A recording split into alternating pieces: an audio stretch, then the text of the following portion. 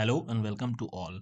स्वागत है आप सभी का एसएससी जूनियर हिंदी ट्रांसलेटर और सीनियर हिंदी ट्रांसलेटर का पेपर 2 आपने सभी ने दिया और उम्मीद है कि आप सबका पेपर बहुत अच्छा हुआ होगा।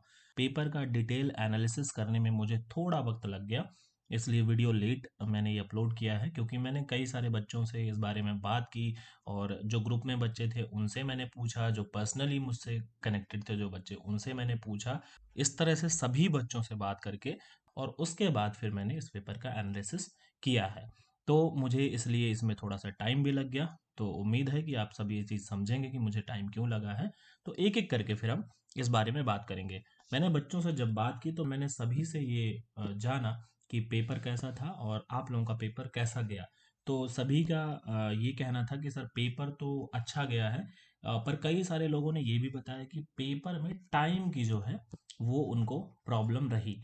कई सारे बच्चों ने बोला कि सर किया तो है लेकिन उस टाइम पर क्योंकि टाइम की शॉर्टेज थी तो हम लोगों ने जल्दबाजी के लिखने के चक्कर में कई सारा जो कंटेंट हमें आता था यानी कि जो लिखना चाहते थे वो नहीं लिख पाए। तो यानी कि कंटेंट अच्छे से नहीं डिलीवर कर पाए, ये एक कहीं ना कहीं दिक्कत रही। कुछ बच्चों ने ये भी प्रतिक्रिया दी कि उनका ऐसे जो है वो शॉर्ट हो गया है, या फिर कुछ का ये कहना था कि उनने ज़्यादा पेज लिख दिए हैं, यानी कि लॉन्ग ऐसे भी हो गया है। तो इस तरह की कई सारी प्रतिक्रिया आई। उन सारी बातों पर मैंने बहुत अच्छे से अध्ययन किया, बहुत अच्छे से सोचा और उस सब बातों का मंथन करके मैं इस एनालिसिस वीडियो में मैंने उन सब बातों को इंक्लूड किया है। तो सबसे पहले हम पेपर देखेंगे कि पेपर जो है किस प्रकार का आया था और पेपर का पैटर्न पिछले साल के मुकाबले कैसा रहा। तो हम आगे की स्लाइड्स में मैंने प्रॉपर तरीके से स्लाइड्स बना ली हैं जिनमें मैं आपको समझा पाऊंगा पेपर के पैटर्न को, पेपर के नेचर को, और जो बच्चों की शिकायतें रही मैं बीच बीच में उन पर भी बात करता जाऊंगा। ठीक है, तो आइए एक एक करके देखते हैं। सबसे पहले बात करते हैं इंग्लिश का ऐसे टॉपिक्स।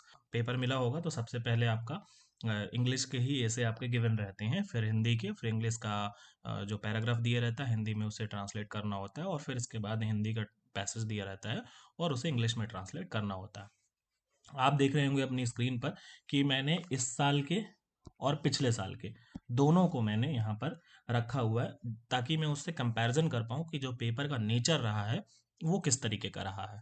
तो पहले तो आप देखेंगे कि इस साल जो ऐसे आए थे उनमें से एक ऐसे था advantages of make in India, दूसरा था global warming and green house gas emission, और तीसरा था वर्ल्ड ऑफ एडवर्टीजमेंट, और तीसरा था if winter comes can spring be far behind.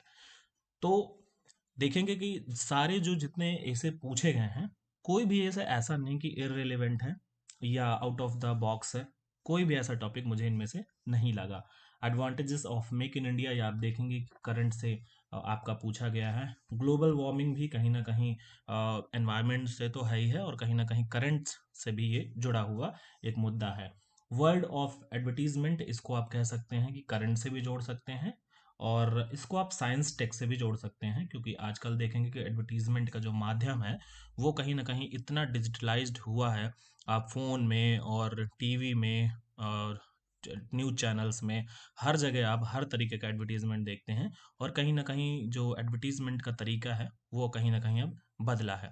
Fourth number पे आप देखेंगे कि winter comes can spring be far behind, तो ये कहीं ना कहीं एक ट्रेडिशनल टॉपिक्स में से है और एक इस तरह का टॉपिक आपको हर बार मिलता है। पिछले साल के पेपर में अगर मैं आपको बात करूं कि पिछले साल के जो इंग्लिश के एस्से आए थे उनसे क्या अलग थे ये या उसी तरीके के थे, तो मैं कहूँगा कि पिछले साल के कंपैरिजन में बिल्कुल हूबहू उसी ट्रैक पर जो है सारे एसेस पूछे गए थे, उसी जोन से सारे एसेस लिए गए थे। आप देखेंगे कि पिछले साल work from home current affair से लिया हुआ टॉपिक था, ठीक है, जो कि काफ़ी इजी था। देखेंगे एन अनयूजुअल समर वेकेशन, आप देखेंगे कि इससे कहीं ना कहीं ये वाले टॉपिक से आपका ये वाला टॉपिक मिलता जुलता है। अफॉरेस्टेशन कहीं ना कहीं आप देखेंगे कि ग्लोबल वार्मिंग से ये कहीं ना कहीं इन्वायरमेंटल इश्यूज पे जो है ये कहीं ना कहीं बेस्ड टॉपिक था और ये इस साल भी एक पूछा गया। और एक टॉपिक आपसे पूछा गया था, healthy discussion is an exchange of thought. तो आप देखेंगे कि लगभग लगभग पिछले साल से हूबहू मिलता हुआ इंग्लिश के ऐसे जो है इस बार भी आए थे। तो आप देखेंगे कि पिछले साल के पैटर्न पर ही बेस्ड जो है इस साल के भी ऐसे पूछे गए थे। तो अगर मैं इंग्लिश के ऐसे का कंपैरिजन करूंगा तो मैं कहूंगा कि एकदम 100% एसएससी ने जैसे अपने गत वर्षों में एग्जाम्स में पूछे हैं प्रश्न, उसी प्रकार के प्रश्न इस बार भी पूछे हैं इंग्लिश ऐसे में। तो मैं कहूँगा कि जो एसएससी का जो पेपर का नेचर था वो पिछले साल के मुकाबले एकदम बिल्कुल ट्रैक पर था, और एसएससी ने अपने पैटर्न को पूरी तरीके से फॉलो किया है। और जो ऐसे पूछे गए हैं, जो भी आप देखेंगे, जो चारों ऐसे हैं, वो चारों ऐसे आपके एकदम, मतलब मैं कहूँगा कि बहुत इजी या बहुत ही उस तरह के लुंजू पुंजू कोई टॉपिक्स नहीं है। बहुत अच्छे टॉपिक्स पूछे हैं और बहुत अच्छा पेपर बनाया है एसएससी ने। तो मेरी तरफ से ये बहुत अच्छा पेपर था, बहुत इजी नहीं था और बहुत ज़्यादा टफ भी नहीं था। तो जिस तरह का एसएससी का पैटर्न रहा है, जिस तरह का वो एग्ज़ाम हमेशा से लेता रहा है, आपने जिस तरह की तैयारी की है, बिल्कुल आपकी उसी तैयारी के हिसाब से, अपने पिछले पैटर्न के हिसाब से ही आपका एग्ज़ाम आया हुआ था। तो इसमें और आगे हम बात करेंगे कि किस किस तरीके से किन किन ने किस तरह से पेपर को अटेम्प्ट किया और क्या क्या आगे सारी हम इस बारे में बात करेंगे। तो हमारा ये था बेसिकली पहले कि पेपर कैसा था, पेपर का नेचर कैसा था। तो मैंने नेचर बताया कि एसएससी ने पैटर्न फॉलो किया है, और जो पेपर था वो इजी तो नहीं था, मैं ये कहूँगा पेपर एकदम एक्यूरेटली जैसा होना चाहिए वैसा ही है। Not easy, not too tough. ठीक है। अब बात करेंगे हम हिंदी ऐसे की। जो हिंदी के निबंध पूछे गए उनमें से आप देखेंगे, पहला ऐसे था बेटी बचाओ बेटी पढ़ाओ जागृति या नारा। इसे आप नारा कहेंगे। ठीक है। पर्यावरण संरक्षण, मोबाइल फोन सुविधा और संकट, और चौथा था रूढ़वादिता विकास को बाधित करती है। अब आप देखेंगे कि पहला वाला जो ऐसे है आपका, जो करंट मुद्दा है उससे उठा लिया है, यानी कि पिछले ही कुछ सालों में आपने देखा होगा बेटी बचाओ बेटी पढ़ाओ का जिक्र कितनी बार हुआ है, सरकार इस पर कितना जोर दे रही है वुमेन एम्पावरमेंट में। तो आप इसे करंट से जोड़ सकते हैं और इसे आप वुमेन एम्पावरमेंट से भी जोड़ सकते हैं। तो आप देखेंगे कि ये टॉपिक कहीं ना कहीं हमने इस बारे में जिक्र भी किया था कि वुमेन एम्पावरमेंट के बारे में कोई ना कोई एक ऐसे आ सकता है। और कहीं ना कहीं ये वुमेन एम्पावरमेंट ट्रेडिशनल तो है ही, लेकिन इसको बेटी बचाओ बेटी पढ़ाओ से जोड़ करके पूछा गया है, तो कहीं ना कहीं ये करंट का भी मिक्सचर है। तो इस तरीके से आपको करंट पर ही, मतलब बेटी बचाओ बेटी पढ़ाओ पर फोकस्ड रहना था, लेकिन कहीं ना कहीं वुमेन एम्पावरमेंट की भी झलक इसमें दिखानी थी। तो ये बहुत अच्छा ऐसे है, तो आप इसको देख सकते हैं कि कितना बढ़िया और अच्छा ऐसे पूछा गया है। जैसा कि हर बार पर्यावरण से एक न एक कुछ ना कुछ पूछा जाता है, तो इसमें भी वही पर्यावरण संरक्षण आपका डायरेक्टली पूछ लिया गया है। साइंस एंड टेक से आप देखेंगे मोबाइल फ़ोन सुविधा और संकट, टेक्नोलॉजी से आपका पूछ लिया गया है। और एक हर बार कहीं न कहीं आपसे अमूर्त विषय पर पूछा जाता रहा है टॉपिक, तो इस बार भी एक टॉपिक पूछा गया है, रूढ़वादिता विकास को बाधित करती है। तो इस तरीके से आपको जो टॉपिक्स दिए गए थे वो काफ़ी अच्छे टॉपिक्स थे। अब हम अगर पिछले बार के कंपैरिजन में देखें कि पिछली बार का जो एसएससी का नेचर पूछने का था हिंदी निबंधों में, तो वो कैसा था और इस बार उसमें क्या कोई बदलाव हुआ है या नहीं हुआ।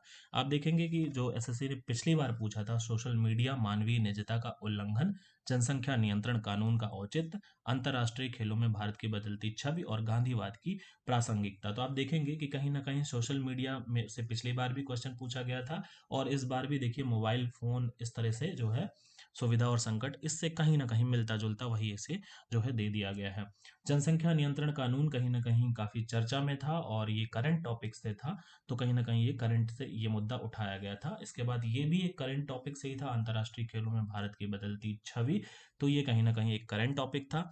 गांधीवाद की प्रासंगिकता, तो कहीं ना कहीं आप देखेंगे ये वाला रूढ़िवादिता विकास को बाधित करती है और गांधीवाद की प्रासंगिकता, ये कहीं ना कहीं आपका एक ट्रेडिशनल की तरफ थोड़ा सा रुख लेता है, तो दोनों मिलते जुलते हैं। और इस तरह से मैं कहूँगा कि एसएससी ने हिंदी के निबंध में भी उसने अपना पैटर्न फॉलो किया है, और बिल्कुल जैसे ही उसका पैटर्न रहा है अपने पैटर्न के अनुसार ही उसने प्रश्नों को पूछा है। हमने दोनों लैंग्वेज के ऐसे को हमने देखा है, और हम थोड़ा सा इसके अदर डायमेंशन पे भी बात कर लेते हैं। जैसा कि मैंने जितना लोगों से बात किया और जितना मुझे ग्रुप में और अन्य पर्सनल लोगों से जिनसे भी मैंने इंटरेक्ट किया पर्सनली, उनसे मुझे पता चला कि बहुत सारे बच्चों ने, और बहुत सारे क्या, अधिकतर ज़्यादातर परसेंटेज जो बच्चों का लिखने का रहा वो इन दो पहले एसेस का रहा, जिनमें से advantages of make in India और ग्लोबल वार्मिंग वाले जो दो टॉपिक थे, ये इनमें जो है फोकस ज़्यादा रहा, क्योंकि वर्ड ऑफ एडवर्टीजमेंट और ये चौथा वाला जो टॉपिक है winter comes can spring be far behind, तो इसमें कहीं ना कहीं थोड़ा सा आपको शब्दों की कमी या फिर उन उस तरह से अलग अलग डायमेंशन में सोच पाना थोड़ा सा मुश्किल लग रहा था। तो इस तरह से जो बच्चों का परसेंटेज रहा है इन ऐसे का लिखने का, वो काफ़ी कम रहा है। तो जो पहले के दो टॉपिक्स हैं इनमें ज़्यादातर बच्चों को मैंने देखा कि उनने इन्हीं दो टॉपिक्स में से किसी ना किसी को चुना और इन दोनों का बराबर का रेशियो रहा।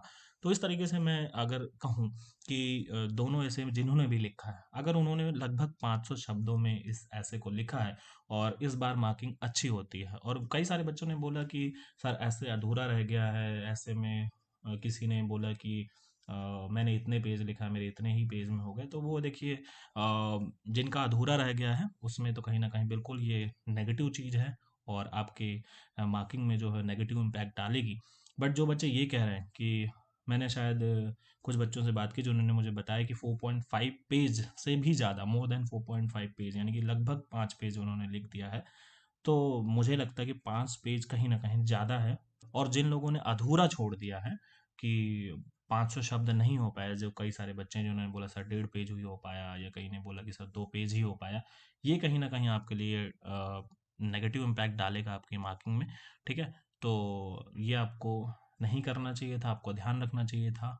और ये जो हुआ है ये समय के अभाव के चलते हुआ है, जो समय उनको कम पड़ गया जिन बच्चों का, उनका जो है हुआ है। तो मैंने पहले आपके अपने वीडियो में भी एक बताया था कि टाइम का आपको खास तौर पे ध्यान रखना है, क्योंकि टाइम जो है वो बहुत तेज़ी से आपका एग्ज़ाम में भागता है। इंग्लिश के और हिंदी के जो पैसेजेस आते हैं वो बहुत बड़े-बड़े आपको मिलेंगे, और जैसे एसएससी हर बार जो है बढ़ाता जा रहा है, उनका वर्ड्स का जो लिमिट है, वर्ड्स लिमिट, वो बढ़ाता जा रहा है। तो इस तरीके से आपको उसमें काफ़ी समय लग सकता है, इसलिए आपको ध्यान रखना है समय का। तो अगर जिन्होंने समय का ध्यान नहीं रखा और जिनकी स्पीड उतनी अच्छी नहीं थी, तो कहीं न कहीं उसका इम्पैक्ट जो है वो ऐसे में पड़ा है।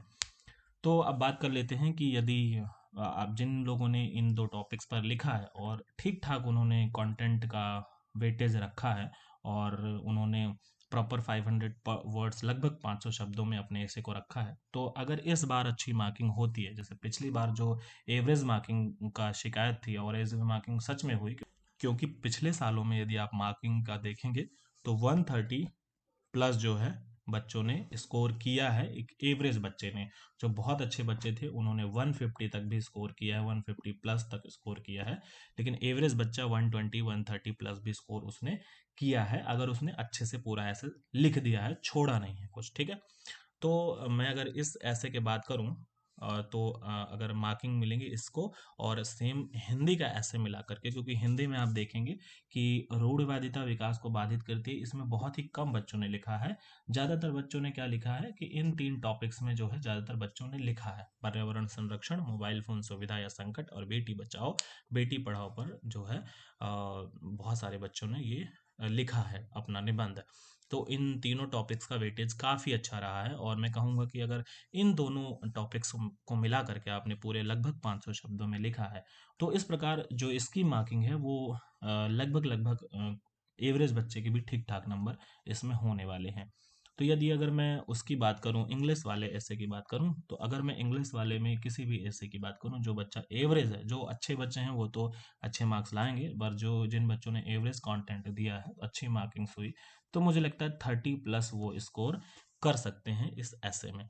और अगर जिन बच्चों ने 35 प्लस स्कोर कर लिया इंग्लिश में, तो वो मैं उनका काफ़ी अच्छा स्कोर मानूंगा, क्योंकि बहुत इजी टॉपिक्स नहीं थे इंग्लिश के, ये आप ध्यान रखिएगा।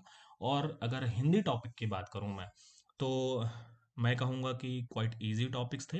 तो एक ठीक ठाक बच्चा जो है 40 भी स्कोर कर सकता है, और जो एवरेज बच्चा है वो 30 प्लस स्कोर वो भी कर सकता है।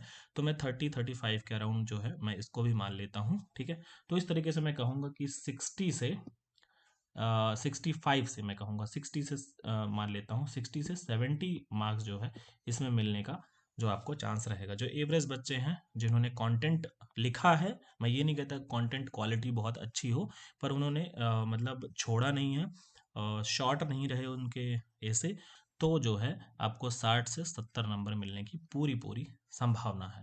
तो इस तरीके से मैं कहूँगा कि जो ठीक ठाक बच्चे हैं वो 60 प्लस लाएं, और जो अच्छे बच्चे हैं वो 70, मोर देन 70 अगर लाते हैं, तो आपका जो स्कोर है वो काफ़ी अच्छा रहेगा, और आप जो फाइनल मेरिट में दावा करने के जो हकदार होंगे। अब हम लोग ट्रांसलेशन की बात कर लेते हैं और उसके बाद हम एक बार फाइनल जो है प्रॉपर तरीके से पूरे उस पर बात करेंगे और थोड़ा नंबर का भी एनालिसिस करेंगे, कितने कितने नंबर किसमें मिलने के चांसेस रहेंगे। ये सिर्फ एक अनुमान होगा, इसमें कहीं भी कोई ऑफिशियल डेटा इंक्लूडेड नहीं रहेगा। ठीक है, तो आइए बात करते हैं। सबसे पहले इंग्लिश टू हिंदी ट्रांसलेशन आपका कॉपी में रहा होगा और उसके बाद लास्ट में आपका एक हिंदी से इंग्लिश ट्रांसलेशन रहा होगा। तो सबसे पहले इंग्लिश वाले की बात कर लेते हैं। मैंने बहुत सारे कैंडिडेट से बात की जिन्होंने बताया कि जो ट्रांसलेशन आया था हिंदी इंग्लिश से हिंदी का, आप यहाँ पर इसको करेक्ट कर लीजिएगा, शायद यहाँ पे लिखने में टाइपिंग में कोई मिस्टेक हो गई है, न्यू ईयर रेजोल्यूशन था।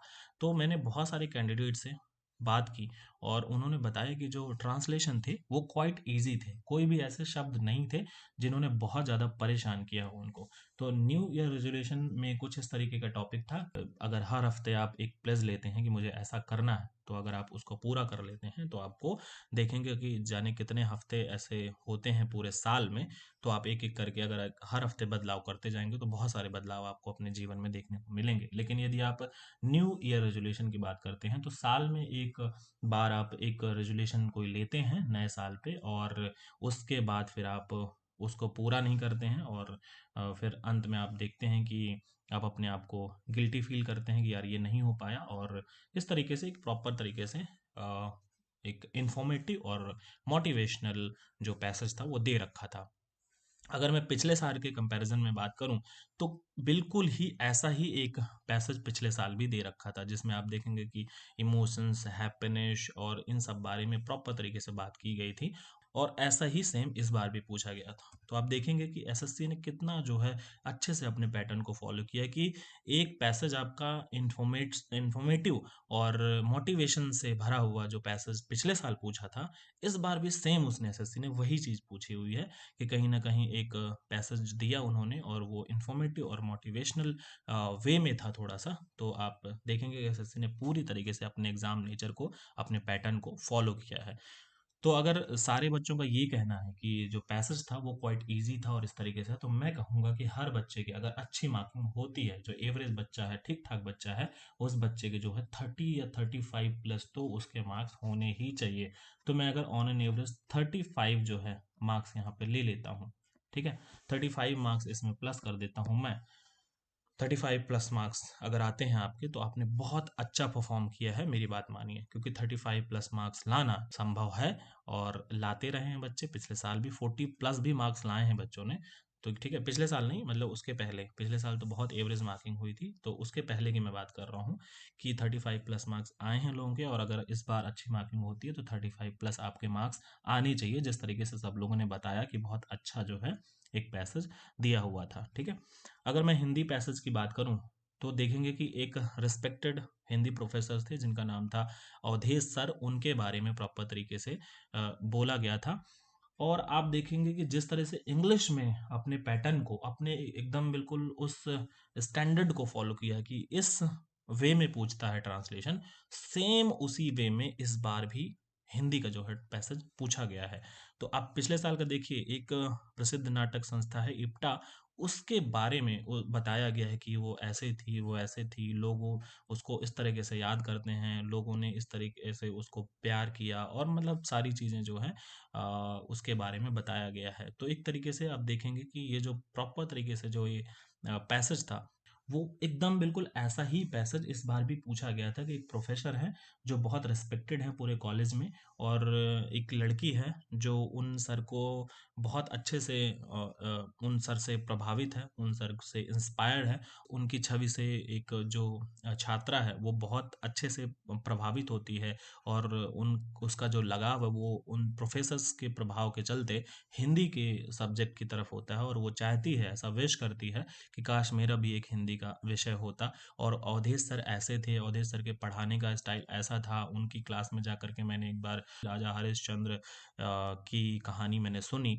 और इस तरीके से मैंने अवधेश सर से इतना इंस्पायर हुई कि अवधेश सर ने फिर मुझे लाइब्रेरी जाने के लिए भी प्रेरित किया। उन अपनी एक्स्ट्रा क्लासेस के टाइम पर मैं लाइब्रेरी जाऊँ, तो इस तरीके से मतलब पूरा अवधेश सर एक किरदार हैं और उस पर बेस्ड जो है पूरा पैसेज गिवन था। और पिछली बार भी से देखेंगे कि प्रसिद्ध जो नाटक संस्था जो इप्टा है उसको केंद्र में रख करके उसके बारे में लोग कैसा सोचते हैं, उसका जो लोगों के बीच में प्रभाव है इतने साल बाद अब भी इतना है, तो आप देखेंगे कि एक जो पैटर्न है वो एसएससी ने एकदम कहीं न कहीं एकदम देखें तो कॉपी कर दिया है और पूरी तरीके से सेम उसी पैटर्न पे अपने एग्ज़ाम को पूछा है।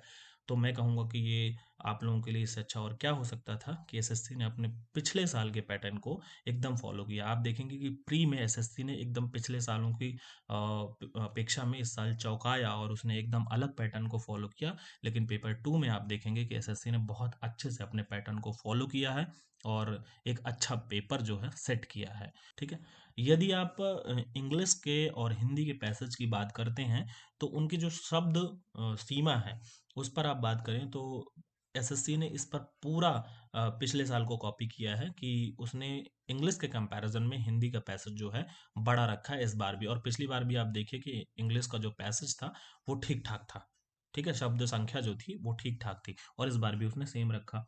और अपने पैटर्न को इतना जो है 99% जो है एक्यूरेटली फॉलो किया है एसएससी ने कि मैं कहूँगा कि आप लोगों को इससे बढ़िया पेपर नहीं मिल सकता था। ओवरऑल हम दोनों पैसेजेस की यदि बात करें तो हिंदी में भी अगर मैं कहूँ कि ट्रांसलेशन कैसा था तो ट्रांसलेशन वाज इजी। पिछले साल की अपेक्षा में हिंदी का ट्रांसलेशन इस बार इजी था। यदि मैं ट्रांसलेशन की बात करूं तो पिछले साल की अपेक्षा में हिंदी का ट्रांसलेशन इस बार थोड़ा सा इजी था। तो यदि मैं हिंदी की बात करूं तो हिंदी में भी आपको 35 प्लस मैं कहूँगा कि स्कोर जो है करना चाहिए और उम्मीद है कि आप करेंगे। आपने बहुत अच्छे से इसको किया होगा। तो यदि मैं यहाँ से दोनों को मिला लेता हूँ तो यहाँ से भी आपके 70 मार्क्स जो है हो जाते हैं और किसी किसी के अगर कम हो जाते हैं तो 60 टू 70 मैं यहाँ से भी कहूँगा। तो इस तरीके से हम देखेंगे कि 60 टू 70 इसमें और ऐसे ही 60 टू 70 जो है आपका ऐसे में रहेगा। तो इस प्रकार यदि हम पूरा देख लेते हैं तो मार्क्स जो डिस्ट्रीब्यूशन है मैं ये कहूँगा कि आपके ऐसे में, ठीक है, ऐसे में आपके जो मार्क्स रहेंगे वो कुछ इस तरीके से रहेंगे कि 60 टू 70 के आसपास मार्क्स आपको मिलने की पूरी संभावना रहेगी। और अगर मैं ट्रांसलेशन की बात करूंगा तो मैं कहूंगा कि 60 टू 70 मार्क्स आपको इसमें भी लाने चाहिए और ये एक अच्छा स्कोर रहेगा। तो यदि हम इसके ओवरऑल मार्क्स की बात करते हैं तो हम 120 से जो है 140 के बीच में मार्किंग जो है इस बार रहने वाली है, ऐसा मेरा अनुमान है। तो नाउ अब हमने पूरा डिस्कशन कर लिया है, अब व्हाट इज नेक्स्ट, ठीक है? अब आगे क्या? आप लोगों का फर्स्ट पेपर हो गया, आप लोगों का सेकंड पेपर हो गया, अब आप लोगों को से क्या भरवाया जाएगा? पोस्ट प्रेफरेंस भरवाए जाएंगे। आप जितने लोगों ने भी सेकंड पेपर दिया है उन सब से आपसे पोस्ट प्रेफरेंस भरवाई जाएंगी कि आप कौन सी पोस्ट पाना चाहते हैं। तो आपकी पोस्ट प्रेफरेंस भरवाने के बाद एसएससी क्या करेगी कि आपके दोनों पेपर के नंबर को प्लस करके एक कट ऑफ जो है बनाएगी और उस कट ऑफ के अकॉर्डिंग जो भी आप पोस्ट प्रेफरेंस भरे होंगे उसके अकॉर्डिंग जो भी आपको पोस्ट मिल रही होगी वो पोस्ट आपको एसएससी अलॉट करेगी और 1 से 2 महीने के भीतर आपका रिजल्ट जो है अनाउंस कर देगी। पिछली बार जो रिजल्ट अनाउंस हुआ था वो करीब 2 महीने के लगभग टाइम लगा था, 58 डेज आई थिंक। तो 58 डेज यानी कि 2 महीने जो है आपका मान के चलेंगे कि 2 महीने में आपका रिजल्ट जो है वो अनाउंस हो जाएगा। तो इस प्रकार जो आपका रिजल्ट है वो जो है मुझे लगता है मार्च के शुरुआती वीक में मार्च 1 से 10 के बीच में आपका जो है जो रिजल्ट है वो आने की पूरी संभावना रहेगी। तो इस प्रकार आपका रिजल्ट आएगा और उसके बाद फिर आपकी ज्वाइनिंग होगी अलग अलग डिपार्टमेंट में, आपको जो भी आपको अलॉट होगा वहां पर आप ज्वाइनिंग करेंगे। तो इस तरीके से पूरा ये आपका शेड्यूल रहेगा। ओके, अब हम बहुत शॉर्ट में बात करेंगे कि जो बच्चे 2024 के लिए टारगेट कर रहे हैं वो बच्चे क्या करें और उनको किस किस तरीके से अपनी प्रिपरेशन शुरू करनी है। सबसे पहला काम जो आप लोगों को करना है वो क्या करना है? वो कैब कुछ नहीं करना जब तक, अगर यदि आपको कुछ सूझ नहीं रहा है, यदि आप इनिशियल डेज में हैं, आपने जस्ट सोचा है या तैयारी शुरू की है आपने, इससे पहले आपने एग्जाम नहीं दिया है और इवन जो 2023 में जो जिनका प्री नहीं हो पाया है, जो लोग क्वालिफाई नहीं कर पाए हैं मेंस के लिए और जो जिन बच्चों का मेंस भी खराब हो गया, वो सारे बच्चों के लिए स्ट्रेटजी है कि आप वो कैब पे ध्यान दीजिए। जो बच्चे शुरू में हैं यानी कि जो 2024 टारगेट ही कर रहे हैं, जो बच्चे जिन्होंने अभी मेंस दिया 2023 का, तो उनके लिए तो ठीक है, कोई बात नहीं, वो इंतजार करें।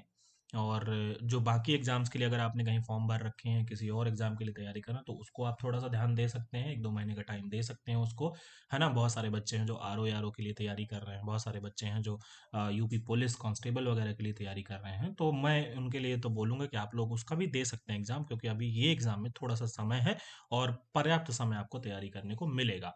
जो नए बच्चे हैं सिर्फ इसी को टारगेट कर रहे हैं, वो वोकैब अपनी अच्छे से तैयार कर लें। 2023 का जो फर्स्ट पेपर नहीं क्वालिफाई कर पाए थे, वो कहीं ना कहीं अपनी वोकैब को अच्छे से ध्यान दें। और वोकैब का यूज़ मैं बताऊंगा कि आने वाले वीडियोस में मैं एक प्रॉपर स्ट्रैटेजी लेकर के आऊँगा 2024 की, कि हम किस किस तरीके से 2024 के लिए जो है तैयारी करें। प्रॉपर एक स्ट्रेटजी 2024 के लिए मैं लेकर के आऊँगा। तो अभी फ़िलहाल के लिए इस वीडियो में यही सजेशन है कि डेली वोकैब याद करिए, और फिर मैं बहुत जल्द इस बारे में एक प्रॉपर स्ट्रेटजी लेकर के आने वाला हूँ। ओके, तो इस वीडियो में मैं ज़्यादा बात नहीं कर सकता कि वीडियो बहुत लंबा हो जाएगा।